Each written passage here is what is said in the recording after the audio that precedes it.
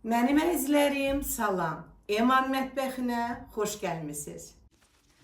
Bugünkü videoda 80-cı illərin ən məşhur ballı xəmirdən quş südü tortunu hazırladım. Çox ləzzətlidir, yumuşaq, karamelli korjlar, dadlı krem və bu tortun özəlliyi nədir? Çoxlu ərzaq tələb olunmur. Tort üçün lazım olan ərzaqların hamısını yığıram qazana. Sizə bir məsləhət.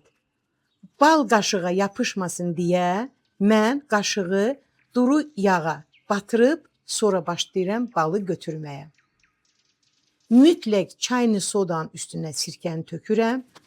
Onda ballı tortun xəmiri çox dadlı olur və eyni zamanda sodanın tamı gəlmir. Qazın xodu gür olmamalıdır. Əks halda bu kütlə qazanın dibinə yapışa bilər və şərti odur ki, qarışdırmağı dayandırmaq olmaz.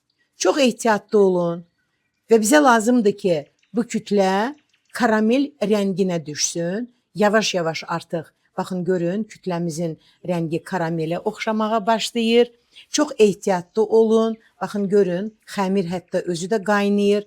Ona görə deyirəm ki, qazın xodu gür olmamalıdır. Xəmirin rəngi bir növ bişmiş zquşonkanın rənginə oxşamalıdır. İsti qazanı qoyuram dəzgahın üstünə və unu əlavə edib dərhal qarışdırıram. Bax, fikir verin. Deməli, hara ki yumurta çırpan dəyməyib, bir balaca karamelləşib hətta qazanın dibi. Və hazır xəmiri belə örtürəm və bu cür dəzgahın üstündə buraxıram soyumağa. Soyuducuya qoymuram.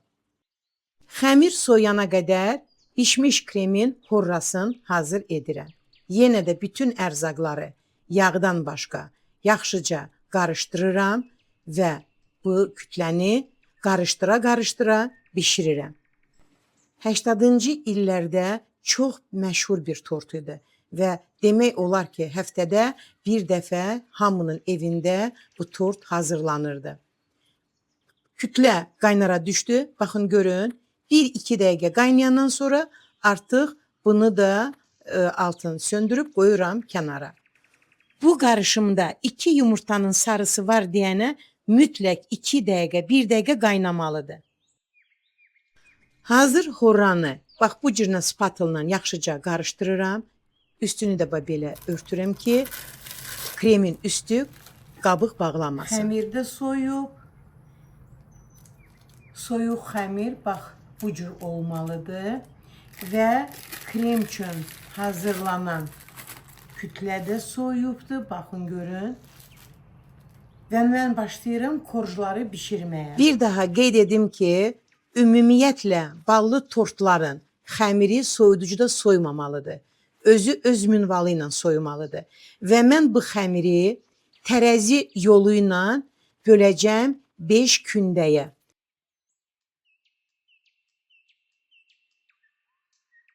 Hazırlanan korjlar bu ölçüdə olacaq. 27-nin 35-ə. Xəmirin gözəlliyinə fikir verin. Sözə baxır, yapışmır, karamel rəngindədir.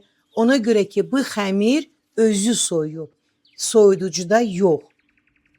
Kündəni yaydıqca əlimin altındakı tepsi ilə onun ölçüsünü nəzarət eləyirəm. Quş südünün tortu yığılanda ovuntudan istifadə olunmur. Onun üçün də çalışıram xəmirin qıraqları az olsun. Hazır yayılmış bu yuxanı mən yağlı kağızın üstünə qoyuram, amma fikir verdiniz ki, biraz un səpmişəm. Bu sığorta üçün. Niyə? Çünki xəmir şəkərlidir. Hər ehtimala qarşı.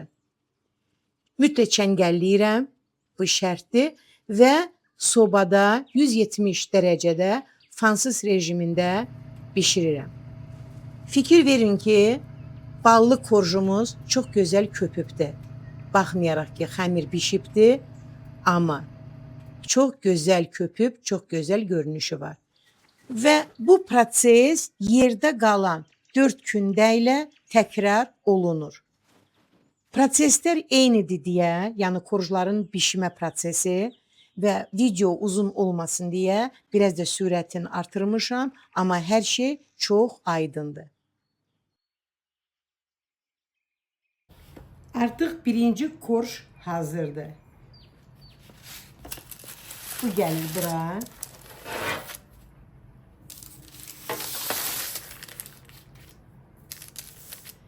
İkinci korj gedir sobaya. Bir dənə fikir verin, korj necə rahatlıqla kağızdan çıxır. Görürsünüz ki, heç bir problemi yoxdur. Siz də bütün prosesi eynən mənim kimi etsəz, sizdə də həmin nəticə olacaq. Gündənin 5-ində bişirdim, hazırdır. İndi isə deməli bax bu cür edib düzəliş verirəm. Mənə lazımdır ki, tortun korjları eyni ölçüdə olsun. Ümumiyyətlə mən ballı korjları hazır bişəndən sonra ölçü verirəm. Ne üçün ki, korju bişməmiş ölçü verəndə onlar sobada bişib şişirlər, yenə də ölçüsü değişilir. Və bir dənə fikir verin, necə gözəl, yumuşaq korjlar alınıb. Hazır ölçü verilmiş korjları üstünə kağız sərib tepsi ilə presləyirəm. Bizə lazımdır ki, bacardığımız qədər korjlarımız hamar olsun. Başlayıram kremi hazırlamağa. Yumuşaq kərə yağını, yumuşaq krem də, horra da eyni dərəcədə olmalıdır. Əks halda sizin yağınız bərk olsa kreminiz çürüyəcək.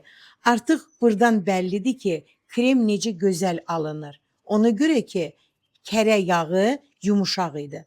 Baxın görün, çox gözəl, inanız ki, dondurmaya oxşayan, belə deyim ki, qaymaqlı kremi oxşayan bir krem alınıb. Kremin strukturu çox gözəldir və mən başlayıram tortumuzu yığmağa. Və ümumi alınan kremi də tərəzi yolu ilə mən bölürəm 4 hissəyə. Çalışın tort hazırlayanda kündələriniz də eyni çəkidə olsun, yəni ümumi xəmiri eyni bərabər bölün. Alınan kremi də tərəzi yolu ilə eyni bölün. Onda sizin tortunuz möhtəşəm olacaq. İnanınız ki, krem çox möhtəşəmdir. Baxın görün, çox rahat yayılır və siz kremi hazırlayanda mən qeyd eləyən məqamları mütləq həmin məqamlara nəzarət edin. Və bu proses davam eləyir. Mənim əzizlərim, artıq kremin 4-cü hissəsi gəldi. 4-cü korjun üstünə 5-ci korjla bağlayıram. 5-ci korjun üstü kremlənmir. Tortun qıraqlarına krem çəkilmir. Baxın görün. Və yenə də mən kağızı sərirəm üstünə və bacardığım qədər bütün ağırlıqla tortu bax bu cürünə presləyirəm. Neçün ki, artıq da kremlər belə çıxanda istəyirsiniz qırağına vurun, istəyirsiniz vurmayın. Onda korjların arasındakı krem tam bərabər olur. Hazır olan tortu 4 saatlıq qoyuram soyuducuya. Keçid alıram glazurun hazırlama prosesinə. Glazur üçün nəzərə alınan ərzaqları balaca bir qazanda qarışdırıram və yenə də vamxodda qarışdıra-qarışdıra bişiririm ki, şəkər ərisin. Artıq qaynara düşəndən sonra qazanı qoyuram dəzgahın üstündə, yağı əlavə edib yaxşıca qarışdırıram və gözləyirəm ki, glazur soysun, yəni ilıq olsun, tam soyutmayaq. Mən glazuru hamarlayana qədər tort da soyuducudan çıxıb biraz ləngidim, amma problem yoxdur. Krujkaya qaynar su tökdüm, bax, həmin bax bu bıçağı isti suya batırdıqca mən torta düzənlik verdim. Siz bir dənə bu glazura baxın. Elə bil ki, güzgüdür. Ərzaq tamam azdır, amma nəticəyə baxın da, nəticəyə. Bu tortun bir dənə görünüşünə baxın. Karamelli korjlar, dondurmaya oxşayan krem. Yəni bunun dadını bilməkdən ötəri nə eləmək lazımdır? Bu tortu mütləq hazırlamaq lazımdır. Başqa yolu yoxdur. Bu tort mütləq doğrananda paxlava şəklində doğranır.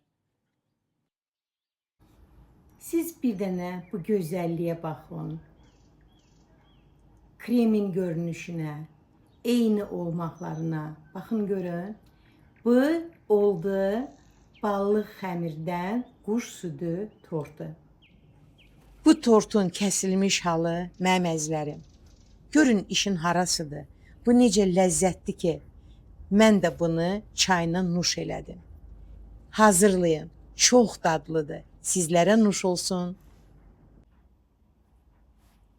Dəqiq ölçülər, ləziz tamlar, maraqlı videolar. Kimin kanalında? Elmira Qadirovanın YouTube kanalında.